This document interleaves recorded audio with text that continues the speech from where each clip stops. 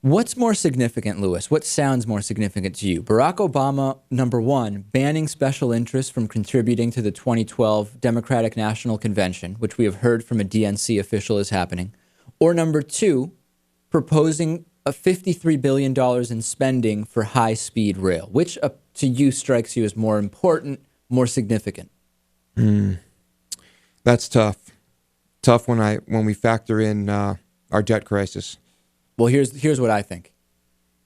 I think that the DNC special interest thing is a complete sham. I think it is just a posturing move. It is riddled with loopholes, and the reality is it's not going to actually affect campaign finance reform and the completely corrupt system that we actually have now in place. Whereas $53 billion, throwing $53 billion at high-speed rail over 6 years, mind you, as proposed, it's under $10 billion a year, actually could get things moving in terms of alternative energy and high-speed rail, two areas where the U.S. has been and continues to fall embarrassingly behind the rest of the world. Yeah, I know it's a drop in the bucket. It's not enough money is the reality.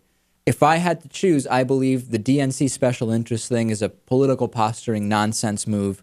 Putting money towards high-speed rail, I think, is good. The by the way, high-speed rail proposal could be a political posturing move as well. It's just a proposal.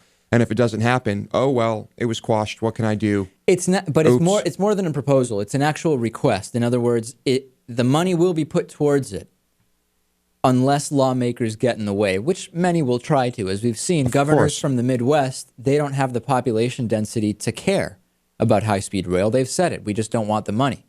That and the auto manufacturers might have an effect too. Yeah, that we know. And every time I talk about that, we get emails. I feel like some people don't accept or take into account how much power auto and airline lobbies have when we talk about high-speed rail. And the logic to me is... the same amount of power as the tobacco lobbies and the pharmaceutical lobbies.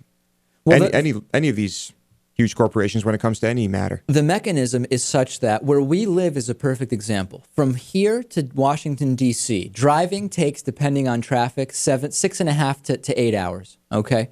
The train takes about 7 hours. Flying takes 40 minutes, all right? Now, if you factor in, you've got to be at the airport an hour and 15 minutes beforehand, and then you've got to get out of the airport, and then you have to drive, in our case, 40 minutes to the airport. You've got a several-hour trip. If we could get a faster train, and assuming that the price was favorable, I'm definitely not. I already would never drive to D.C., but I would probably not fly either. I would just drive to the local train station, get on the train, and get to D.C. in, I don't know, maybe 5 hours if we were able to increase, 25, 30%. Yeah, faster. That's the key. We can go to D.C. by train, but it's slow. It's 7 hours, right. So obviously, I'm going to fly less.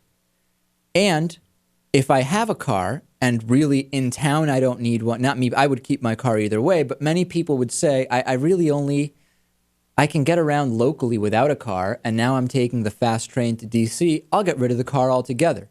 So remember, corporate influence here. Those are dollars out of the pockets of airlines and automobile manufacturers. You had better know that they are going to get in the way as much as they possibly can. Definitely.